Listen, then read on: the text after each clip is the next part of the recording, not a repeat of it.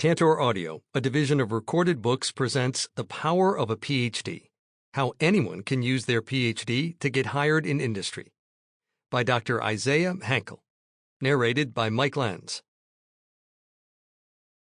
Foreword. When Isaiah asked me to write the foreword of his book, I found myself enveloped in effervescence. I truly was touched, because Isaiah is a person who has inspired and impressed me since our very first meeting. It certainly helps that I feel he and I have true synergy in our life missions. We both enable people to look ahead, break free from their shackles, transform their lives, and realize their most sought-after goals. Our paths intersected because he knew the power of LinkedIn to conduct a successful job search. Isaiah reached out to me because my business specializes in LinkedIn.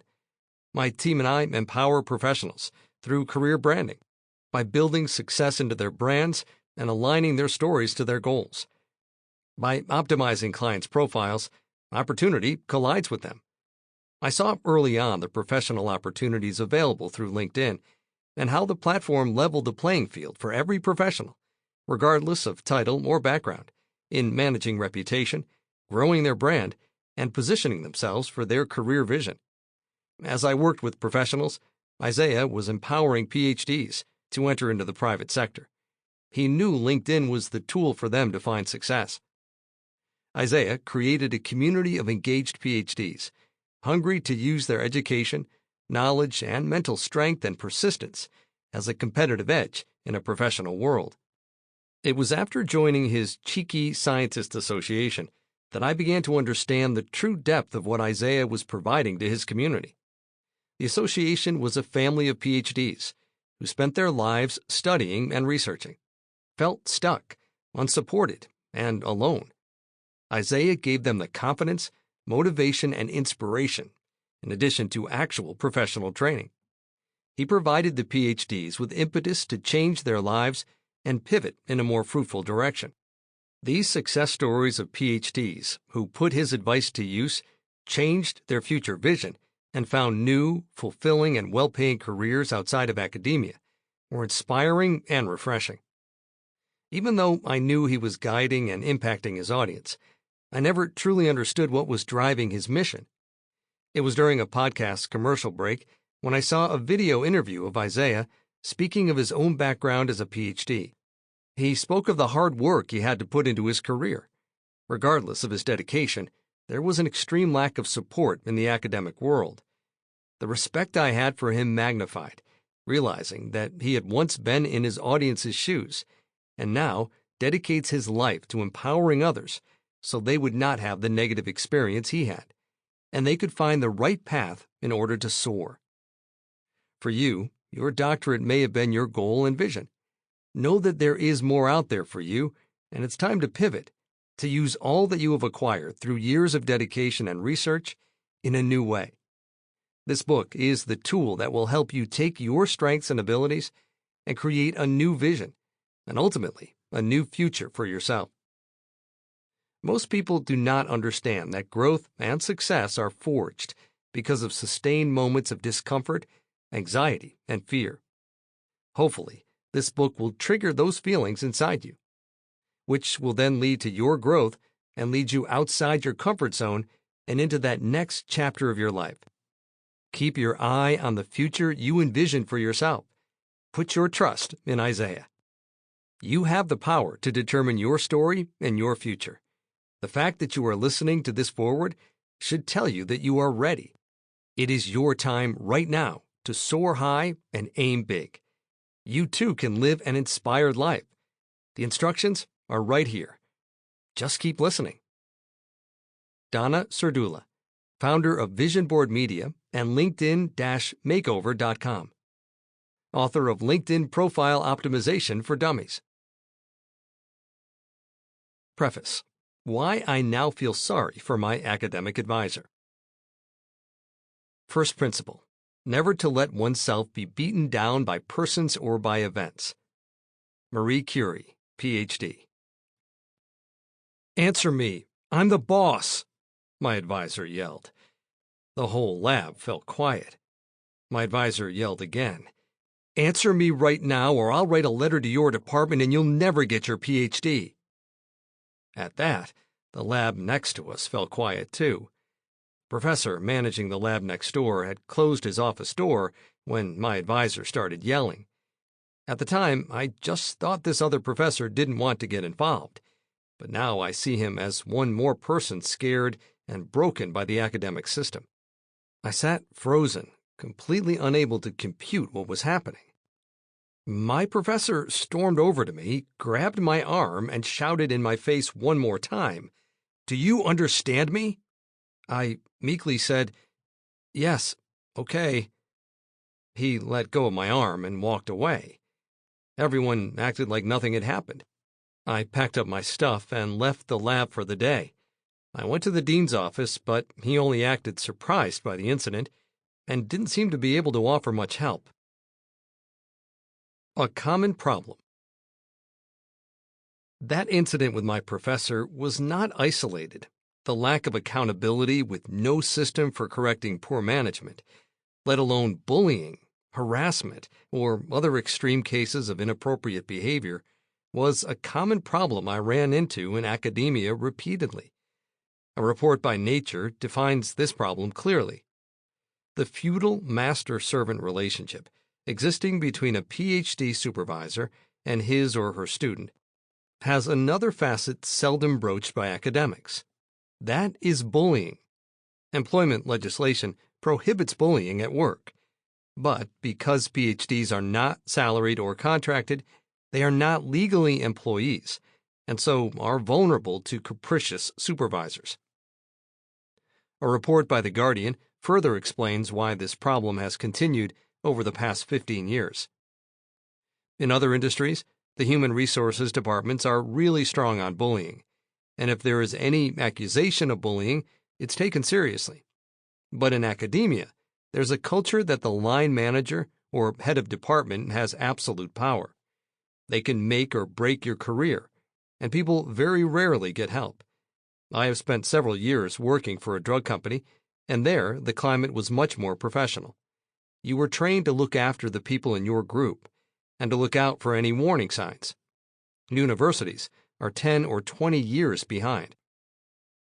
A few weeks after my advisor's outbursts, I received an email from him informing me that a date had been set for my thesis defense, and there was no need to come back to the lab. The entire downward spiral with my advisor happened because I wanted to get an industry job, and I challenged my professor's authority. Like a lot of PhDs, I thought this was my fault. I thought I was alone. Later, I found that what I experienced was extremely common, a result of an academic system that was systemically failing PhD students like me all around the world. And not only was the system failing me and other PhD students, but it was also failing PhDs across the entirety of academia, including postdoctoral researchers, postdocs, and professors like my advisor.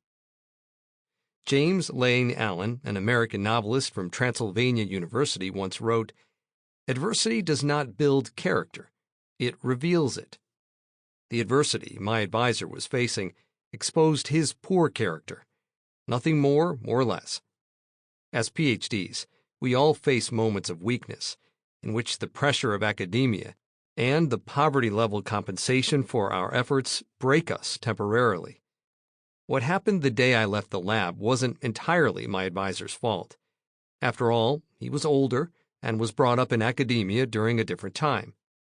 In the 1970s, over 70% of professors would go on to get tenure, and 80% of faculty were full-time. Considering that, he couldn't fathom why anyone would complete a PhD program only to leave academia.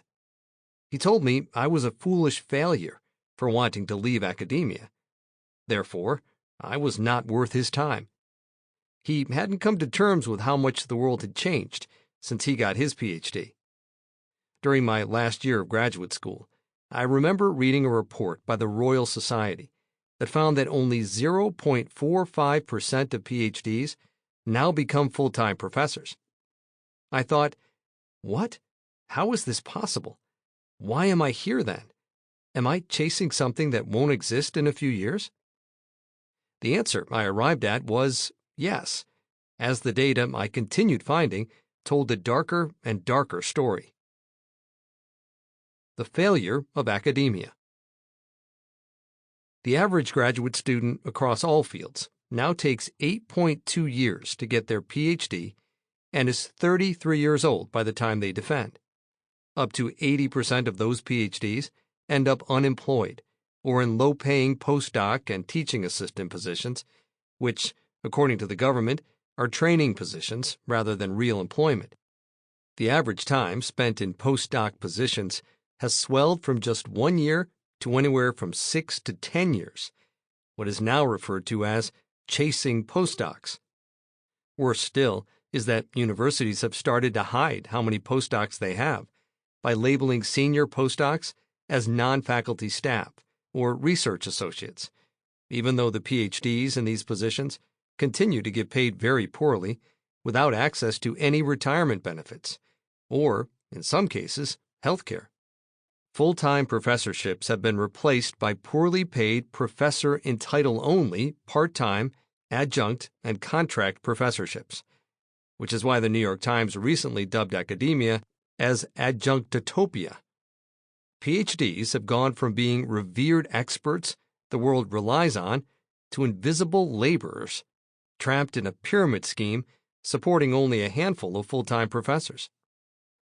This is why there is, as the Boston Globe frames it, a glut of PhDs, which has resulted in, as Policy Opinions Politics describes it, a PhD employment crisis that is systemic and can't be fixed.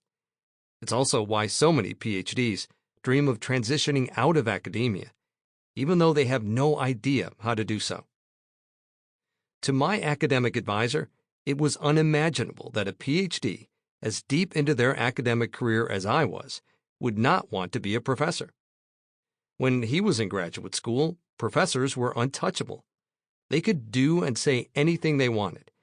They could call postdocs dumb, threaten to fire international PhDs and have them deported, and yell at graduate students with no repercussions. He withstood this behavior from his professors, and it was his turn to be on the other end of it. Most professors could get tenure when he was in graduate school, and it was a near impossibility to get fired for anything, ever. Things were different by the time I came through graduate school. My advisor didn't want to see it, but he knew what was happening. He knew academia was failing systemically, and everything he had invested in was crumbling around him. I used to want to be my advisor. For the first 2 years of graduate school, I wanted to be just like my advisor. I started graduate school in 2006 with one of the largest entering classes of PhD students at the university. I quickly found a lab that was doing exciting research and started spending 18-hour days there. Seriously, 18-hour days. I was so eager to impress my professor that I stayed in the lab until he went home. The second day I was in the lab, I got there at 8 a.m. and stayed until 2 a.m. the next morning. In retrospect, that was a horrible decision. After I did that, I was expected to work until at least 10 p.m. every night. But I didn't mind the work because it was all new and exciting. At the time, my advisor was happy. He had just gotten his first research project grant, R01, funded a year earlier. He was running a new lab, and government funding was still relatively high. The future looked bright. My advisor was not only happy at the time, but his behavior was positive, logical, and alluring. He seemed to know everything. He had money and seemingly had power. He was buying new instruments left and right, and he let us buy whatever reagents we wanted. It was like he didn't have a care in the world. He would buy us at least 6 pizzas from the best pizza shop in town at every lab meeting, and we would talk about everyone's research and tell jokes. Everyone got along great. Who wouldn't want this life? That's when I knew I wanted to be just like my advisor. Of course, that changed after being exposed to who my advisor was under stress. Fast forward 2 years, and everyone at our university was dealing with the financial crash of 2008. Labs throughout the university were shutting down, and grant funding was at an all-time low. Even tenured professors were getting pushed out of their positions because universities couldn't afford to pay them. My advisor's most recent $1.25 million R01 grant proposal had just been denied for the second time. He had invested in a project that was going nowhere. His lab was a mess by his own doing, and he was up for tenure in a matter of months. Things were grim. The scene was very similar to what occurred during and after the 2020 pandemic. The same scene will play out repeatedly in academia in response to any and every economic fallout the world sees, because higher education is built on a house of cards. The house? Cheap PhD labor. The cards? Poor PhDs. PhDs are indentured servants, and universities are their masters. Don't believe me? Universities have banded together multiple times to fight governments against giving PhDs and postdoctoral positions overtime pay. Think about that. The postdoc position did not exist 50 years ago. It was an experiment that was meant to provide 1 year, yes, just 1 year, of extra training for PhDs who wanted to run a lab. Likewise, teaching assistant, TA positions have been completely abused. PhDs now commonly spend 5 to 10 years in teaching assistant positions. Academia failed my advisor, just like it failed me. His only hope was to squeeze every last drop of work out of me and the other PhDs working in his lab. Through lack of accountability, people management training, and support systems, academia had turned my advisor into a frantic, narrowly focused bully who couldn't control his emotions. I honestly believe I would have turned out the same way had I spent 10 years in a postdoc position like he did. Fortunately, I transitioned into an industry career instead. After transitioning into industry, I quickly became grateful that I didn't turn out like my advisor. In fact, I started to feel sorry for him. Not for who he was personally, but for who he had allowed himself to become professionally. Narrowly trained in a few niche areas and completely untrained in numerous crucial areas that could have made his career and the careers of those he mentored successful. His lack of management, leadership, and even financial training, as well as his complete lack of professional awareness at the time, became a cautionary tale for me. A tale that I want to pass on to you so you can reclaim control over your own professional career before it's too late. Growing industry jobs versus the decline of academia. One of the reasons my advisor was so stressed after the 2008 financial crash was because he had blown a large percentage of his grant funding in 2006 and 2007. He wasn't tracking his spending well and was clueless when it came to simple financial concepts, like how to read and react to a profit and loss statement. My advisor was a poor leader because neither he nor his academic institution cared about his ability to manage people or finances. He was brought up in a system that rewarded his technical skills and completely ignored his transferable skills, or lack thereof. Academia gave him titles like academic advisor and mentor without testing his ability to advise or mentor. Ultimately, my advisor believed that being able to end the careers of postdocs or graduate students 15 years his junior made him powerful. He believed that making someone cry or calling someone dumb was winning. He also believed that he was being paid well for doing noble, cutting-edge work, when, in fact, his salary was far less than the average PhD gets paid in industry, and his work wasn't noble or cutting-edge. There's nothing noble about being paid less than you're worth to do work that requires you to constantly beg for funding. There's nothing cutting-edge about piecing together just enough data to get the next grant funded, and then using that grant funding to work on something other than what the grant was supposed to fund, because you already know that the data you put in the proposal won't lead to any substantial or translational discoveries. In today's world, the biggest discoveries are made and the best salaries are paid in industry. While academic postdocs, TAs, and overworked adjunct faculty continue to pile up and full-time faculty positions continue to decline, PhD salaries and opportunities in industry continue to climb. My advisor was part of a system that was and is slowly dying, and I don't envy the decline. I feel sorry for it and motivated by it. I'm motivated to help as many PhDs as possible know the truth about what's possible for their careers and lives outside of academia.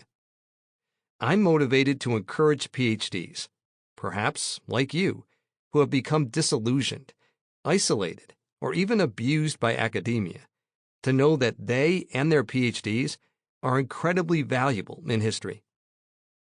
My dream for this book is that it helps you remember your value as a PhD, shows you all the opportunities available to you in industry, and helps you seize the best opportunity for you. Introduction: How PhDs can transition out of academia.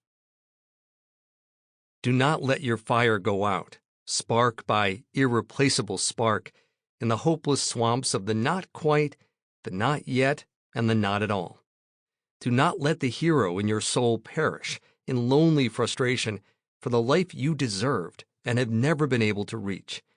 The world you desire can be won. It exists. It is real. It is possible. It's yours. Ayn Rand. In the preface, I only scratched the surface of why PhDs want to transition out of academia. Many PhDs feel professionally unfulfilled in academic positions because they are overworked, work in uninspiring roles, and are paid marginal academic stipends, fellowships, and wages. Far too many PhDs are unable to find meaning or joy in their academic careers, which negatively impacts both their professional and personal lives. But most of these PhDs face a lack of training for how to get a job outside of academia. After all, most PhDs have spent decades, the entirety of their professional careers, in academia. They also face imposter syndrome. After spending their lives in academia, many PhDs think they can't be successful in industry. They falsely believe that their lack of post-PhD industry experience removes them from consideration for top industry roles. But nothing could be further from the truth. The Fourth Industrial Revolution. The World Economic Forum recently labeled today's industry landscape as the Fourth Industrial Revolution. According to the forum, the top 3 skills employers recruit for are complex problem-solving, critical thinking, and creativity. In other words, employers need job candidates who can correctly identify problems, find the right problems to solve, and then solve those problems with creative solutions. Guess what? PhDs like you excel in all 3 of those areas. Never forget that, regardless of your PhD background, you are an expert researcher. You are highly trained in identifying problems and creating solutions to those problems. Think of all the hours, days, weeks, months, and years, even decades, you spent trying to find answers to the world's toughest questions. You know how to attack questions from every angle. You know how to follow a lead through 15 academic journal articles, 8 book references, and countless plots and obscure, barely readable figures published 10 or more years ago just to, maybe, prove some minuscule aspect of your overall hypothesis. Employers deeply value this for any industry role. Make sure they know you have these skills. Employers also value your ability to wrangle uncertainty. If you have a PhD or are getting a PhD, you've probably spent years of your life smack in the middle of uncertainty. You have no idea if your next grant is going to be funded. You have no idea if your paper is going to get past that third reviewer and be published. You have no idea when your committee is going to give you the green light to defend your thesis. You don't even know if the project you're working on has an answer at all. Everything you're doing, your life's work, could be proven untrue at any time. As a PhD, you're not just comfortable with uncertainty, you thrive on it. You know that without uncertainty, discovery would be impossible. Innovation wouldn't exist. Most people don't understand the relationship between uncertainty and creation. You do. Most people want a sure thing and spend their entire lives choosing unhappiness over uncertainty. Use this to your advantage by leaning into your ability to work through uncertainty toward innovation. Make sure you communicate it to your employers, too. One of my thesis committee members once told me the difference between leaving graduate school with a master's degree versus leaving with a PhD is that a master's degree is granted to those who have mastered a field, while a PhD is granted to those who have added to a field. Less than 2% of the population has a PhD, because adding to a field is hard. Anyone can regurgitate information. That's easy. It's so much harder to create information, to bring new knowledge into existence for the very first time. If you have a PhD, you are a creator of information. This is one of your most valuable and most transferable skills. Don't assume that everyone can create information. Most job candidates can't even write a book report. You, on the other hand, have spent years creating information and months putting it into a 100-page story called a thesis, just so 5 other people can read it. This kind of innovation and tenacity is uncommon and should be communicated to every employer you approach. PhDs also learn faster than any other group of people. This is because PhDs are rigorously taught how to learn. After all, the acronym PhD stands for a Doctor of Philosophy, and philosophy stands for knowledge and the ability to ascertain knowledge, which makes PhDs quite literally doctors of learning. Your ability to learn quickly, especially on the job, is incredibly valuable to employers. It's also exceptionally rare. Just watch the average job candidate try to learn a new software program or standard operating procedure, SOP. Then watch a PhD learn that same software program or SOP. The speed at which the PhD learns, as well as the autonomous nature of their learning, is unmatched. Speed of learning is a competitive advantage that frightens other job candidates. This fear is often expressed through misinformation, like you're overqualified if you have a PhD, or PhDs are lab rats who can't understand business, or you can't get a job without industry experience. Don't believe those lies. Your ability to learn quickly should not only be communicated to employers, but should also be leveraged to implement what you learn in this book. The ability of PhDs to learn quickly is, in large part, responsible for my success in helping hundreds of thousands of PhDs get hired into their dream industry careers. I've helped PhDs transition into all 11 sectors of business as defined by the S&P 500 index, including information technology, healthcare, communication services, consumer discretionary, financials, industrial, consumer staples, utilities, real estate, materials, and energy. Feeling blind in terms of your industry transition, feeling stuck in academia with no idea how to change your circumstances, or feeling as though you are begging to get hired or begging to get promoted to your next industry position does not have to be your professional experience. As a PhD, you have the value necessary to be sought after by industry employers throughout your career. Your guidebook to success. Whether you want to be one of the highest paid chief scientific officers or medical directors in your field, or the most sought after data scientist, project manager, product manager, principal scientist, senior engineer, user experience researcher, application scientist, technical sales specialist, or clinical research associate in your Sample complete. Ready to continue?